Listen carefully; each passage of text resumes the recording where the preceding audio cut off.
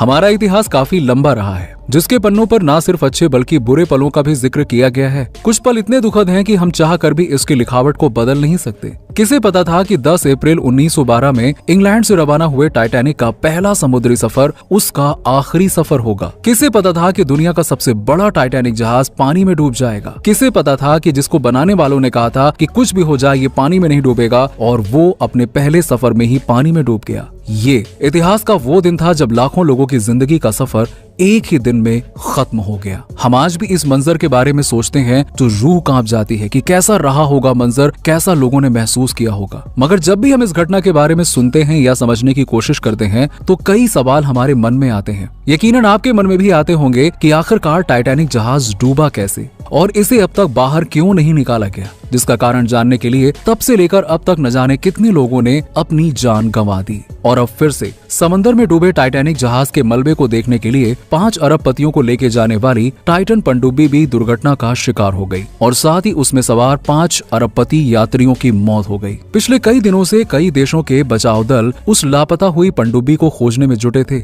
US coast guard ने बताया कि गुरुवार 22 जून को उसका मलबा टाइटैनिक के पास मिला, जिसके बाद पनडुब्बी की ओनर कंपनी ओशन गेट ने हादसे की पुष्टि की। रिपोर्ट्स के अनुसार ओशन गेट कंपनी ने अपने बयान में कहा, हमने टाइटन पनडुब्बी में सवार सभी यात्रियों को खो दिया। इस हादसे पर हम शोक व्यक्त करते हैं। दुख की इस घड़ी में हमारी संवेदनाएं उन 5 यात्रियों के परिवारों के साथ हैं। हालांकि ये दुखद हादसा हुआ कैसे, इस बारे में कंपनी ने अभी तक बयान नहीं दिया। कुछ खोजकर्ताओं का मानना है कि जो पनडुब्बी रविवार यानी कि 18 जून को सुबह 6 बजे उत्तर अटलांटिक महासागर में अपनी यात्रा के दौरान लापता हुई थी, उसके चालक दल के पास 4 दिन के लायक ही ऑक्सीजन थी। गुरुवार सुबह वो ऑक्सीजन खत्म हो गई, लेकिन सच कुछ और ही निकला। टाइटन पनडुब्बी के लापता होने की सूचना मिलते ही अमेरिका, ब्रिटेन और कनाडा समेत कई देशों के खोजकर्ताओं की टीम सर्च ऑपरेशन में जुट गई। हालांकि 4 दिनों तक किसी को समुद्र में वो पनडुब्बी तो नहीं मिली। सर्च ऑपरेशन को 96 घंटे बीत चुके थे और जैसा कि पहले बताया गया था कि पनडुब्बी में 4 दिन के लायक ही ऑक्सीजन थी, वो खत्म हो चुकी थी। यूएस कोस्ट गार्ड ने एक बयान जारी किया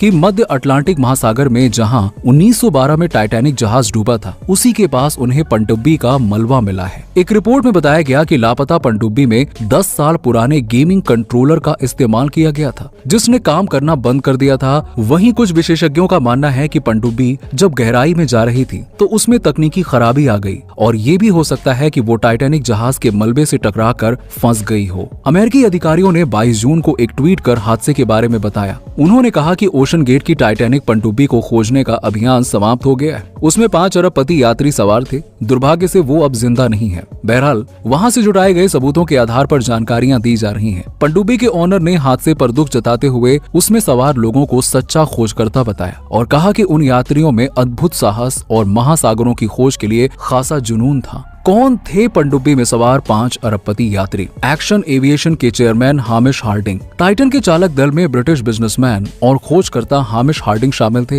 ये पहली बार नहीं था जब वो ऐसे साहसिक अभियान का हिस्सा बने थे। उनके नाम अन्वेषण आधारित गतिविधियों में शामिल होने के लिए 3 गिनीज वर्ल्ड रिकॉर्ड भी हैं। वो बाहरी अंतरिक्ष में जाने वाले ब्लू ओरिजिन के अभियान में भी शामिल थे। मीडिया रिपोर्ट्स के अनुसार हामिश हार्डिंग ही वो ब्रिटिश व्यवसायी थे जिन्होंने नामीबिया से 8 चीतों को भारत लाने में भारत सरकार की मदद की थी। 58 वर्षीय हार्डिंग के परिवार में 2 बच्चे, एक सौतेला बेटा और पत्नी लिंडा हार्डिंग है। वो सभी हार्डिंग के सकुशल लौटने की दुआएं कर रहे थे, पर दुखद रूप से ऐसा हो नहीं सका। मीडिया रिपोर्ट्स के अनुसार हामिश हार्डिंग की कुल नेटवर्थ करीबन $1 अरब यानी कि 82 अरब रुपए थी। पाकिस्तानी मूल के ब्रिटिश कारोबारी शहजादा दाऊद भी अपने बेटे सुलेमान के साथ टाइटन पनडुब्बी पर सवार थे। दाऊद पाकिस्तान के सबसे धनी परिवारों में से एक में आते हैं, हालांकि वो ब्रिटेन में रहते थे। दाऊद परिवार ने मंगलवार 20 जून 2023 को एक बयान जारी किया, जिसमें पनडुब्बी से संपर्क टूटने की बात कही थी। इस अभियान में साथ गए उनके बेटे सुलेमान की उम्र महज 19 साल थी। मीडिया रिपोर्ट्स के अनुसार शहजादा दाऊद जिस घराने से आते हैं उसकी नेटवर्थ करीबन $1 अरब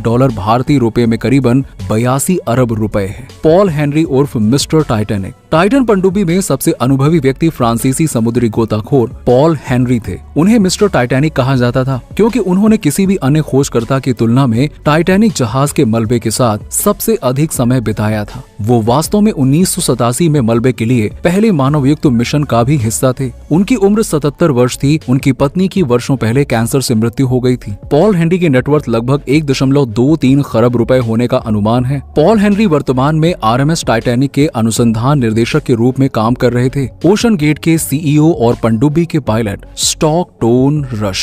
हादसे का शिकार टाइटन पनडुब्बी में सवार 5वें शख्स थे ओशन गेट कंपनी के सीईओ स्टॉकटोन रश। रश ही टाइटन सबमर्सिबल के पायलट थे। रश ने 2009 में ओशन गेट की स्थापना की। टाइटन पनडुब्बी के पायलट स्टॉकटोन रश की पत्नी वेंडी रश 1912 में टाइटैनिक जहाज पर मारे गए एक दंपति की वंशज भी हैं। न्यूयॉर्क टाइम्स आर्काइव के रिकॉर्ड के अनुसार रश रिटेलिंग मैग्नेट इंसिडोर स्ट्रेस और उनकी पत्नी ईडा की परपोती हैं, जो टाइटैनिक की पहली यात्रा के दौरान मरने वाले 1500 से अधिक लोगों में शामिल थे। मीडिया रिपोर्ट्स के अनुसार स्टॉकटोन रश की कुल नेटवर्थ करीबन $12 मिलियन यानी कि 98.33 करोड़ रुपए थी। साथ ही आपको बता दें कि ऐसे में समुद्र में 5 दशक पहले हुए एक हादसे को याद किया जा रहा है, जब 84 घंटे बाद 2 शख्स का रेस्क्यू करके उन्हें जीवित बाहर निकाला गया था। समुद्र की अथाह गहराइयों के बीच अगर कोई सबमरीन गुम होती है तो उसका पता लगाना आसान काम नहीं है। इससे भी कठिन कार्य समुद्र में हादसे की वजह से डूबे यात्रियों का सुरक्षित रेस्क्यू करना है। लेकिन आज से 50 साल पहले 2 युवकों को रेस्क्यू कर